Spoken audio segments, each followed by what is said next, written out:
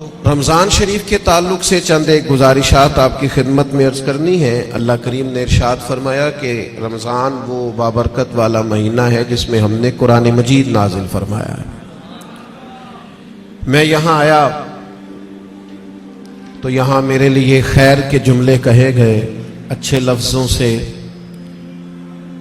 میرا استقبال کیا گیا، تو ظاہر ہے جو یہاں دوست بات کر رہے تھے وہ معتبر آدمی تھے، اچھے آدمی ہوں گے، تو آپ یقیناً یہ کہتے ہوں گے کہ ہمارے مولانا نے جس کے لیے اعلان جمعے میں کیا ہے اور کتنے سارے لوگ جس کو سننے کے لیے آئے ہیں شاید بڑا آدمی ہو۔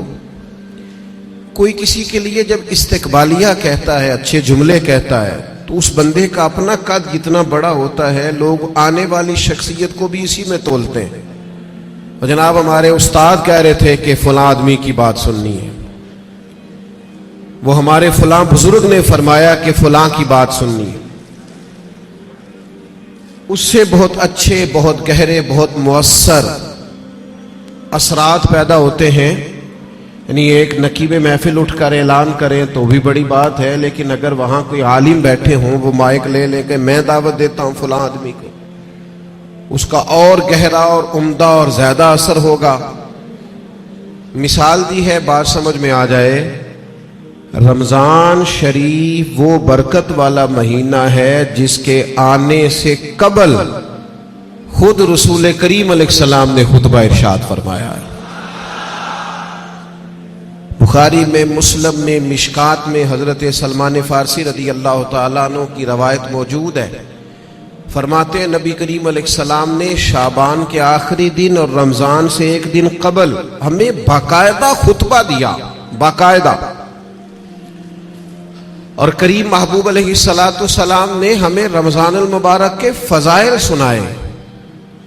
اگر ہم صرف اسی بات کو پیش نظر رکھیں نا کہ رمضان وہ مقدس مہینہ ہے جس کے آنے سے قبل محبوب خطبہ استقبالیہ ارشاد فرماتے ہیں، حضور فضائل بیان کرتے ہیں، ذہن سازی کرتے ہیں، لوگوں کو تیار کرتے ہیں کہ رمضان شریف آ رہا ہے، اور اللہ کے حبیب علیہ السلام نے اس خطبے میں ارشاد فرمایا، لوگوں تم پر ایک برکت والا مہینہ سایہ فگن ہونے والا ہے، اور وہ مہینہ ایسا سعادت والا ہے، ایسا برکت والا ہے کہ فرمایا اس میں تم اگر نفل پڑھو گے تو اللہ فرض کے برابر اجر عطا فرمائے گا، اور اگر تم اس کے اندر فرض ادا کرو گے تو اللہ 70 گنا تمہیں اجر عطا فرمائے گا۔ اب بات کو سمجھیں، رکھتے اتنی ہیں فرضوں کی، لیکن اس کا ثواب بڑھ گیا ہے۔ اوقات وہی ہیں نماز کے، لیکن ان کا ثواب بڑھ گیا ہے۔ اس کے لیے جو ضروریات ہیں، جو شرائط ہیں، جو فرائض ہیں، جو واجبات ہیں، جو سنن ہیں، وہ اتنی ہیں، لیکن اس کا اجر بڑھ گیا ہے۔ کیوں؟ اس لیے کہ رمضان المبارک میں اللہ تعالیٰ اپنے بندوں پر رحمت بہت فرماتا ہے، اللہ کی رضا ہے، اس کا فضل ہے، ذالک فضل اللہ یؤتیہ من یشاء، اور اللہ جسے چاہے اپنا فضل عطا کرے۔ محض اللہ کا فضل ہے کہ اس نے نوافل کا ثواب فرائض کے مطابق برابر کر دیا اور فرائض 70 گنا بڑھا دیے۔ اب سمجھنے کی بات ہے، سمجھنے کی، کہ کسی شخص کو کسی چیز پر زیادہ نفع مل رہا ہو تو وہ توجہ کرتا ہے، وہ پھر باقی کاموں پر وقت نہیں لگاتا، وہ کہتا ہے چونکہ مجھے اب اس کام میں زیادہ، آپ 3 4 5 بزنس کرتے ہو تو جو بزنس آپ کو زیادہ نفع دے رہا ہو، جو زیادہ منافع بخش ہو، آپ اس کو زیادہ وقت دیتے ہیں، اور جس میں ذرا کم آمدن ہو آپ کہتے ہیں یار یہ ثانوی حیثیت کا کام ہے۔ اس کو کیا کرتے ہیں لوگ دوسرے یا تیسرے درجے پہ رکھتے ہیں، نفع بخش کام نہیں چھوڑتے، خود جا کے اس کاروبار پہ بیٹھتے ہیں جس کا نفع زیادہ ہو۔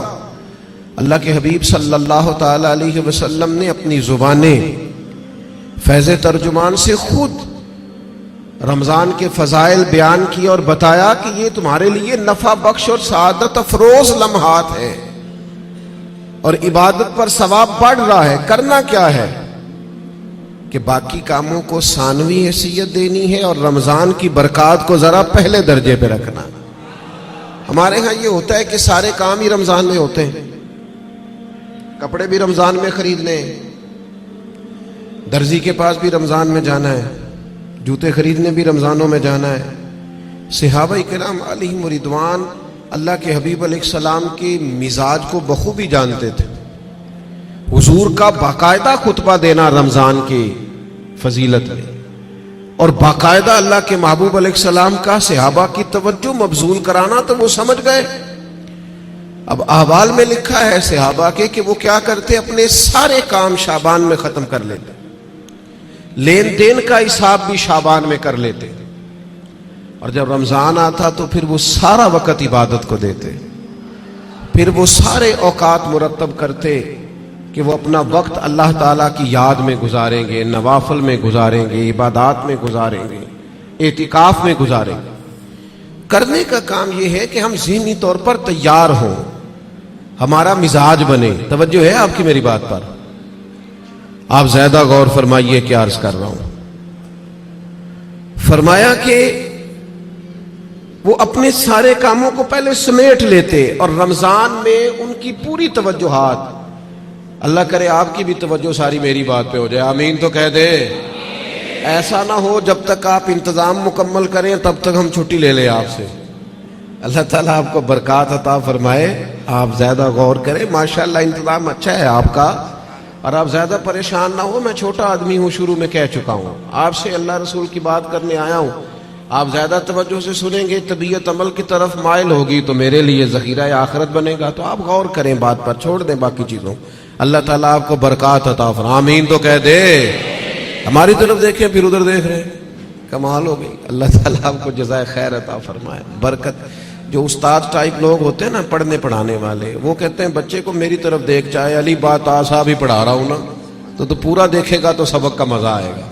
اللہ تعالیٰ آپ کو برکات عطا فرمائے، جزائے خیر۔ اور ویسے بھی ہماری محفل میں ایک آدھ آدمی ہوتا ہے جس نے مجمع میں بھی لازمی بیٹھنا ہوتا ہے اور سارے انتظام بھی کرنے ہوتے ہیں۔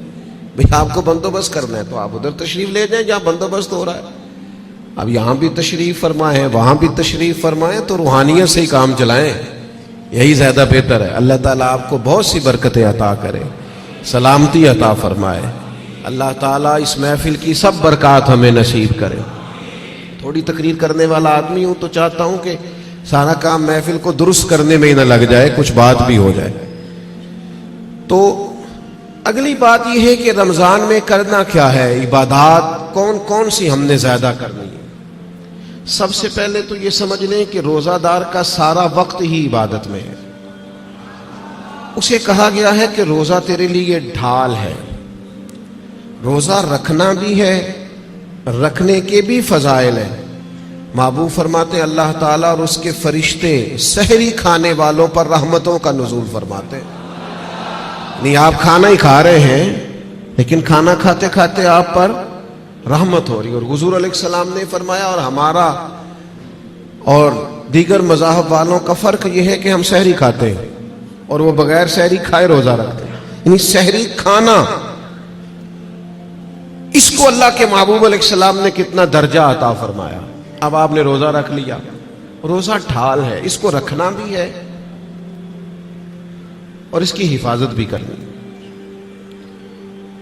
تھوڑا سا اپنے آپ کو رمضان المبارک میں بدلنا ہے، روٹین کا کام نہیں کرنا۔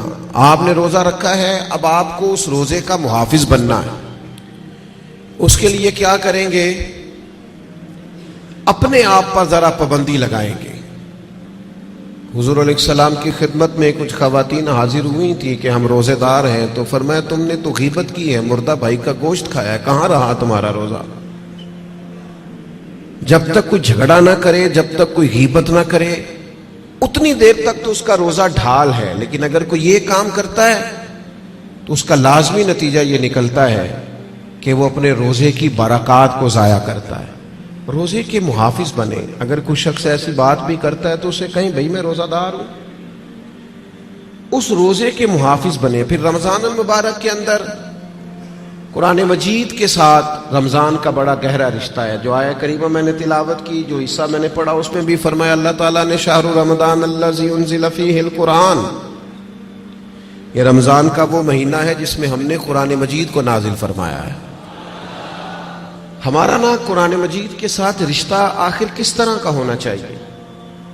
اللہ کا فضل ہے، رمضان کے اندر آپ کو بہت حفاظ ملیں گے۔ اب ایسا نہیں ہے کسی جگہ کہ کوئی شخص یہ کہے کہ ہمیں قرآن مجید سننا تھا تراویح میں لیکن ہمیں حافظ نہیں ملا۔ یہ ہو سکتا ہے کسی حافظ کو مسجد نہ ملے، یہ ممکن ہے سنانے کا موقع نہ ملے، لیکن اللہ کا یہ احسان ہے کہ ایسا کوئی شخص نہیں۔ حفاظ بڑے ہیں، قراء بڑے بڑے اعلیٰ ہیں، قرآن مجید کے عالم، ترجمہ کرنے والے، تفسیر بیان کرنے والے، سمجھانے والے بڑی تعداد رکھتے ہیں، لیکن ہمیں ضرورت کن لوگوں کی ہے؟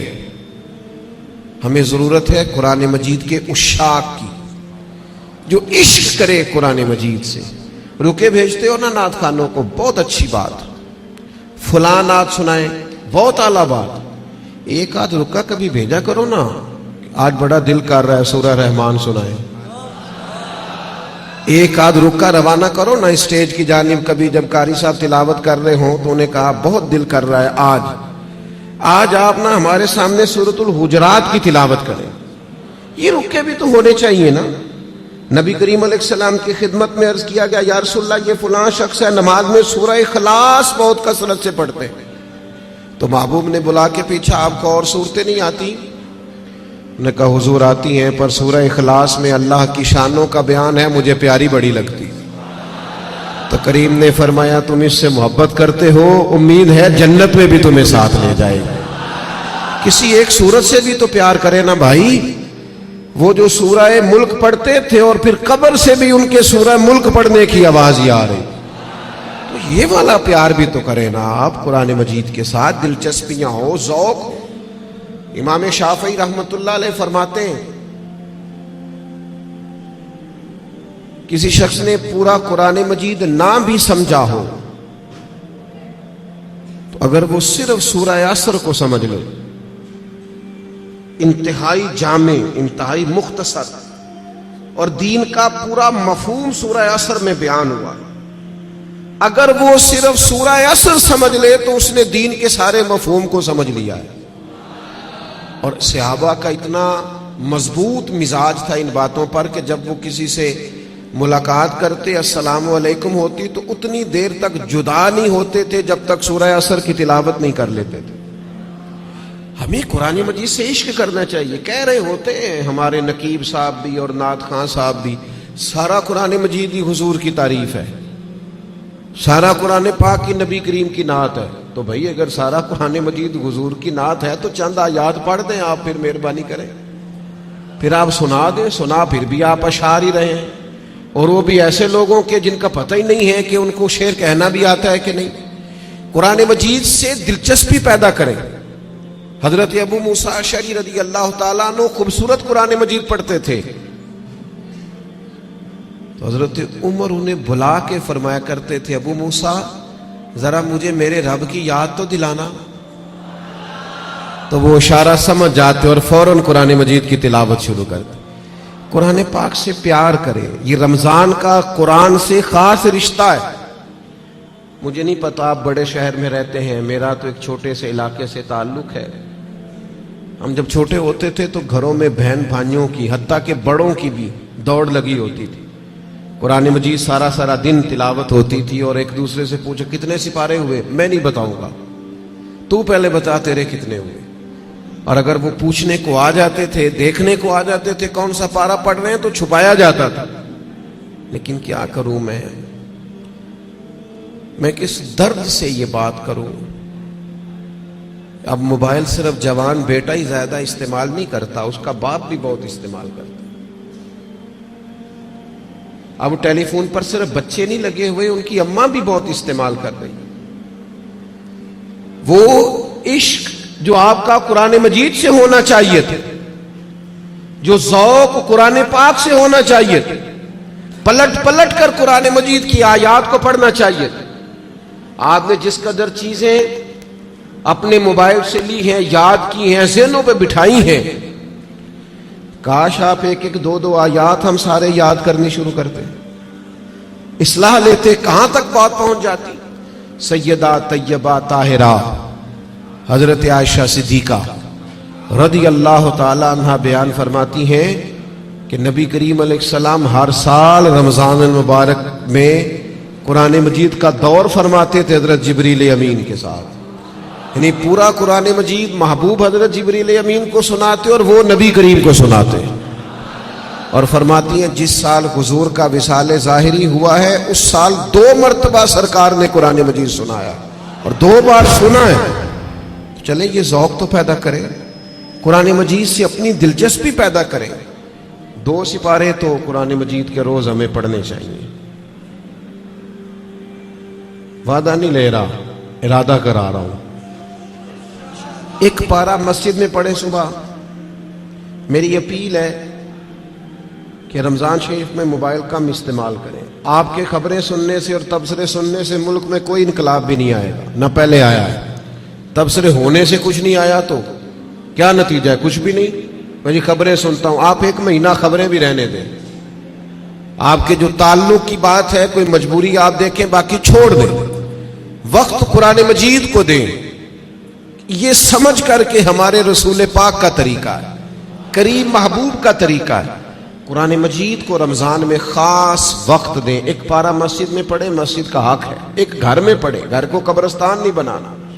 اور تراویح کا آپ ارادہ تو کریں کہ میں نے انشاءاللہ ایک ہی مسجد میں شروع کرنی ہے اور پوری 20 رکعت پڑھنی ہے، اور اسی مسجد میں پورا قرآن مجید سننا۔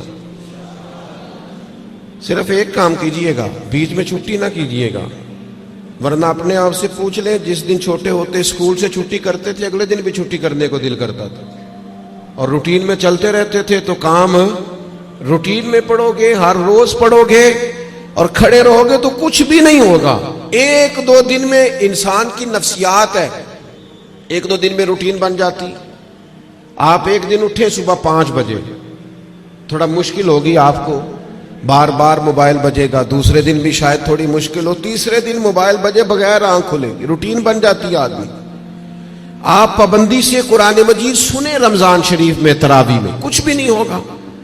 بہت گرمی ہوتی ہے، بہت مشکل ہوتی ہے، اور خدا کے بندو، جو قوم کئی گھنٹے امیگریشن کی لائنوں میں لگی رہتی ہے، جو پاسپورٹ اور شناختی کارڈ کے دفاتر میں کھڑی رہتی ہے، وہ قرآن مجید کے لیے کھڑا ہو کے تو دیکھے اللہ کی رحمت کتنی نازل ہوتی ہے۔ وہ کوشش کرے تو صحیح۔ آپ کو شرعی عذر ہے، کسی کو کوئی ایسی تکلیف ہے، بیماری ہے، معاملہ الگ، قرآن مجید سے اپنا ذوق پیدا کریں۔ ہمارے ایک استاد صاحب تھے، پیر سید مراتب علی شاہ صاحب رحمۃ اللہ علیہ، حضور شیخ الاسلام خواجہ قمر الدین سیالوی کے وہ خلیفہ تھے، اور حضرت محدث اعظم پاکستان رحمۃ اللہ علیہ کے شاگرد تھے۔ تو میں نے ان کو دیکھا کہ وہ جب بہت ضعیف ہو گئے تھے، اس حالت میں بھی وہ بہت عرصہ انہوں نے خود قرآن مجید سنایا، تو حافظ کے پیچھے کرسی پہ بیٹھتے تھے۔ بہت بڑھاپا تھا، ظاہری طور پر کمزوری تھی، پر جو قرآن مجید سے ان کا پیار تھا وہ بڑا انوکھا تھا۔ قرآن مجید سے محبت پیدا کریں، ذوق پیدا کریں۔ اور میں آپ سے عرض کروں، آپ کا جو بچہ بڑا چھوٹا ہے نا، 2-2.5 سال کا ہے، بچی بڑی چھوٹی ہے، آپ قرآن مجید لے کے گھر میں بیٹھ جائیں، انشاءاللہ وہ بھی پارہ لے کے آپ کے قریب آ کے بیٹھ جائیں گے۔ آپ یہ کریں، آپ دیکھیں انقلاب آتا ہے۔ تیسرا کام جو ہم نے رمضان شریف میں کرنا ہے، وہ ہے ایک دوسرے کا خیال رکھنے کا کام۔ رمضان غمخواری کا مہینہ ہے، اپنے اخراجات کم کریں، اپنے ارد گرد خیال کریں۔ حضرت عبداللہ ابن عمر رضی اللہ تعالیٰ عنہ فرماتے ہیں کہ حضور تو ہمیشہ ہی بانٹا کرتے تھے، پر رمضان میں جو نبی پاک کی سخاوت ہوتی تھی، حضور اس طرح بانٹتے کہ دونوں ہاتھوں سے تقسیم فرماتے۔ رمضان المبارک میں سخاوت کا مزاج بدلے۔ ہمارے ہاں بھی سخاوت ہوتی ہے، آپ کا نہیں مجھے پتا، ویسے ہمارے ہاں آئمہ مساجد کو جو جوڑا دیا جاتا ہے نا سوٹ سینے کے لیے، وہ 27ویں رمضان کو باز لو۔ آپ کے یہاں کب دیتے ہیں؟ وہ 27ویں کو اس لیے دیتے ہیں کہ درزی کوئی پکڑتا نہیں نا، پھر سی کے نہیں دے گا، بغیر سلا دیتے ہیں 27 کو، تاکہ کہیں امام سلوا نہ لے اور پہن ہی نہ لے۔ اب کون درزی پکڑے گا؟ آپ نے کہیں راشن دینا ہے یا کسی کو تحفہ دینا ہے تو وہ آپ رمضان سے پہلے دیں، اور علماء سے تصدیق کرا لینا، رمضان کی نیت کر کے رمضان سے پہلے بھی دے دو گے تو رمضان جتنا ہی اللہ اجر عطا فرمائے گا۔ اللہ کے بندے قبل از وقت کسی کو دے اور مہربانی کریں، لوگوں کو لائنوں میں لگانے کا شوق نکال دیں طبیعت سے۔ جب رب نے ہمیں دیا تھا تو لائنوں میں کھڑا کر کے نہیں دیا تھا، یہ کیوں شوق پیدا ہو گیا؟ پتہ ہے مومن کی عزت کتنی ہے؟ اللہ کے حبیب علیہ السلام نے فرمایا مومن کی عزت اللہ کی بارگاہ میں بیت اللہ سے بھی زیادہ ہے، ترمذی میں حدیث۔ شوق آ گیا لوگوں کو لائنوں میں کھڑا کر کے دیتے ہیں، آپ کو پتہ ہے۔ اور جس طرح الیکشن کے دنوں میں لسٹیں بنتی ہیں نا کہ اس کا ووٹ کہاں ہے، اس طرح غریبوں کی لسٹیں بھی پہلے سے بنائی جا سکتی ہیں کہ کون ضرورت مند ہے، اور ایک جگہ پہ بیٹھ کر ہی بن جاتی ہیں، سب ہو جاتا ہے اگر کرنا ہو۔ میرے عزیز، لوگوں کو دیا جائے، اور دیکھنا یاد رکھنا، اگر رمضان میں بھی کوئی کریانے والے کے پاس کھڑا ہو کے کہہ رہا ہونا کہ یار بس 2 دن اور نکالو میں تمہارا قرض چکاتا ہوں، تو پھر میرا خیال ہے کہ ہمیں اپنی افطاریاں اور سیاسی افطاریاں تھوڑی بند کر لینی چاہیے۔ پھر ہمیں غور کر لینا چاہیے کہ رمضان شریف میں بھی لوگ گزارشات پیش کر رہے ہیں۔ خدا کے بندو، اس تفریق سے ہم کب نکلیں گے کہ بس ہمیں لوگوں کو خیرات ہی دینی ہے؟ آپ لوگوں کے دکھوں کا مداوا کریں، آپ تعلیم کو عام کریں، روزگار کو عام کریں، اور آپ لوگوں کی ضروریات کی کفالت کریں۔ ایک شخص صرف دے اور ایک آدمی کو دے، لیکن اس کی ضروریات کا خیال کریں۔ اس طرح کا رویہ کہ مجھے 100 جگہ پہ دینا۔ حضرت عمر بن عبدالعزیز کے زمانے میں ایک شخص کو زکوٰۃ لگتی تھی، اتنے لوگوں نے زکوٰۃ دی، اس نے کاروبار کیا کہ اگلے سال وہ خود زکوٰۃ دے رہا تھا۔ لیکن وہ ہم تو لوگوں کو اس طرح کا رویہ رکھتے ہیں کہ بس ٹھیک ہے، یہ کام چلتا ہی رہنا چاہیے۔ تو آپ اپنی طبیعت میں رمضان میں سخاوت کا مزاج پیدا کریں اور اپنے ارد گرد ڈھونڈیں۔ حضرت امام زین العابدین رضی اللہ تعالیٰ عنہ کسی شخص کو کچھ دینے لگے تو زمین پہ رکھ کے چلے گئے، اور پھر آواز دی وہ میں نے کچھ آپ کے لیے تحفہ رکھا ہے فلان جگہ اٹھا لیجئے گا۔ تو کسی نے کہا حضور آپ نے نیچے رکھا ہے، دے دیتے۔ فرمانے لگے لیتے وقت وہ آنکھیں بھی نیچی کرتا، اس کی زبان پر شکریہ کے الفاظ بھی لڑکھڑاتے ہوئے آتے، اور وہ مجھے محسن جان کر اپنے مزاج میں تھوڑا کمزوری بھی محسوس کرتا، تو میں جلدی سے اس لیے آ گیا ہوں کہ کہیں اس کو نظریں نہ جھکانی پڑے، اللہ کی رضا کے لیے دیا ہے۔ ہمارے حضرت فرمایا کرتے تھے کسی غریب کی بیٹی کی شادی کراؤ تو پھر خود اس شادی میں نہ جانا، اس لیے کہ وہ تو پھر بیچارہ تمہارے آگے پیچھے پھرتا رہے گا، نظریں جھکائے پھرے گا، تم نے تعاون کر دیا اب گھر رہو۔ چوتھا کام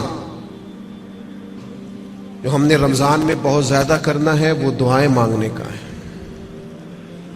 دعا مومن کا ہتھیار ہے۔ کچھ لوگ کہتے ہیں دعا سے کیا ہوتا ہے؟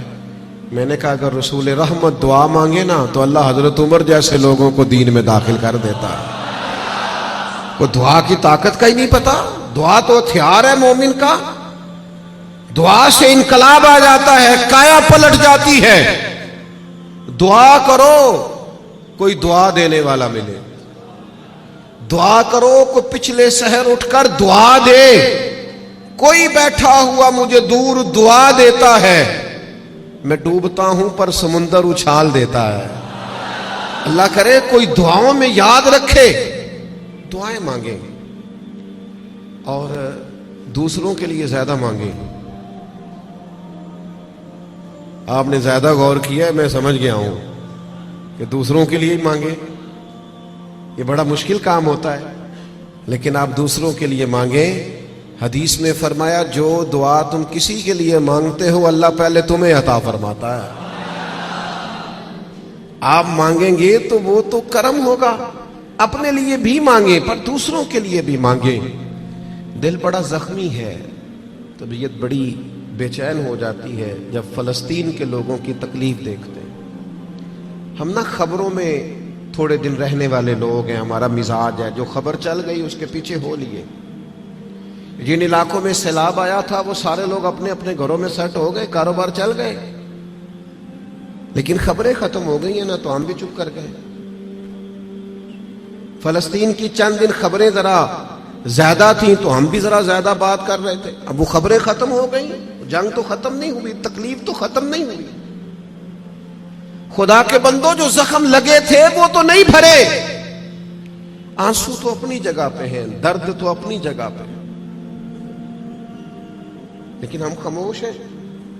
ہمارے وہی سٹیٹس ہے, وہی آنا جانا, وہی پھرتیاں ہیں, وہی کھانا پینا ہے. ہمیں کسی سے کیا لگے الا ماشاء. اپنے مسلمان بھائیوں کا درد سمجھو, اپنی تجوریاں بھرتے جانا اور کسی کا خیال ہی نہ کرنا, اس کا معنی یہ ہے کہ دل سخت ہو گیا. اللہ کے پیارے حبیب علیہ السلام سے ایک شخص نے پوچھا تو حضور دل سخت ہو گیا. فرمایا کوئی یتیم ملے نا, اس کے سر پہ ہاتھ پھیرا کر, اللہ تیرے دل کو نرمی عطا کر دے گا. ان پر دیکھیں, میں بات سمیٹنے لگا ہوں. 5واں کام جو رمضان شریف میں ہم نے کرنا ہے وہ ہے محاسبہ. ہمیں سوچنے کا وقت ملے گا, ہم روزے سے ہوں گے, بیٹھنے کا موقع. ہمارے صوفیہ ایک مراقبہ کراتے ہیں. اب تو خیر ہم جو صوفیہ کی جماعت ہیں ہمیں بھی طرز کا نہیں پتا کہ صوفیہ کا اصل طریقہ کیا ہے.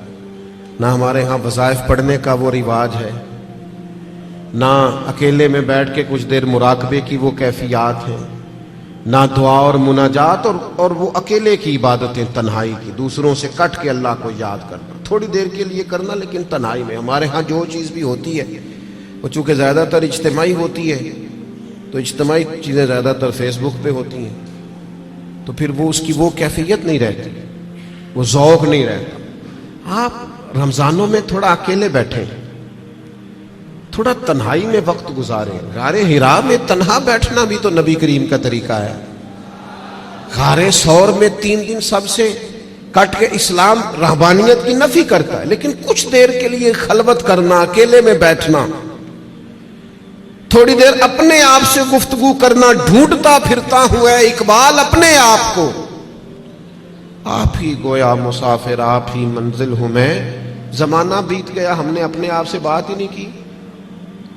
اپنے آپ کو بھی تو کٹہرے میں لانا ہے نا, اپنے آپ سے بھی تو کئی سوال پوچھنے والے ہیں نا, اپنے آپ سے بھی تو بات کرنی ہے نا کہ میاں تیرے اوپر اللہ کی نعمتیں کتنی ہیں اور تیری محنت کتنی ہے, حساب دے. اللہ کے انعام کتنے ہیں اور جواب میں تیرا شکر کتنا ہے, حساب دے. اللہ کے ایک بندے تھے, ان پر نیک تھے, عبادت گزار تھے, انعام برسنے لگے تو ایک دن رو پڑے اور تڑپ کے کہنے لگے اے اللہ ان پر انعام بہت ہونے لگے ہیں, میری قدر بہت ہونے لگی ہے, میرے آنے پر گویا نعرے بہت لگنے لگے, لوگ مجھے بہت جاننے لگے ہیں, مجھ پر کرم کرنا, کہیں میری ساری نیکیوں کا مجھے دنیا میں اجر نہ دے دینا. ایسا نہ ہو صبح قیامت میرا نامہ اعمال خالی رہ جائے. کرم نوازی فرما, کچھ وہاں کے لیے بھی مجھے عطا کرنا. میرے عزیز, رمضان آپ کو موقع دے گا کچھ تنہائی میں بیٹھے, اپنے مالک کے حضور حاضر ہوں. سحری کے لیے جب اٹھے نا تو 20 منٹ پہلے اٹھیں, پھر وضو بنائیں, پھر تہجد کی نماز پڑھیں. بڑی پسند ہے رسول پاک کو تہجد کی نماز, حضور بڑے ذوق سے اٹھتے. آپ اکیلے ہوں اپنے گھر میں پڑھیں. اس عبادت کے بعد اللہ کے حضور حاضر ہوں, اپنے لیے امت کے لیے کشکول طلب دراز کریں, لیکن اپنا محاسبہ کریں. ساری زندگی دوسروں کا حساب کیا ہے. وہ حضرت موسیٰ کلیم علیہ السلام نے ایک بہت نیک آدمی سے کہا, بہت نیک آدمی سے, کہ آپ بتائیے بستی میں سب سے گناہگار کون ہے؟ تو اس نیک آدمی نے اپنے گلے میں رسی ڈالی اور حضرت کلیم کے ہاتھ میں تھما کے عرض کرنے لگے حضور کچھ لوگوں کا مجھے خیال تھا کہ شاید ان میں کچھ غلطیاں ہوں, پر ان کی غلطیوں کا مجھے صرف شک تھا, اپنی غلطیوں کا تو مجھے یقین ہے نا, تو مجھے طے ہے نا میں نے کی ہے, تو میں ہوں سب سے بڑا گناہگار. تو آپ فرمانے لگے پتہ تمہیں درجہ کیوں ملا؟ یہ تمہاری جو عاجزی ہے اسی نے تمہیں درجات عطا کی. اپنے آپ سے تو مدتوں ہو گئے ہم نے اپنے آپ سے کبھی بات ہی نہیں کی. ہم تو دوسروں کی تربیت اور اصلاح کر رہے ہیں, اپنے آپ سے تو کبھی گفتگو ہی نہیں کی. کچھ وقت اپنے آپ کو دیں, اپنے ساتھ کلام کریں.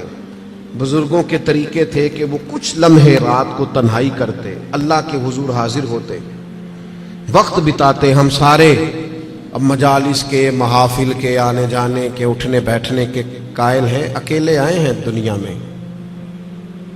جب جانا ہے تو پھر اکیلے جانا ہے.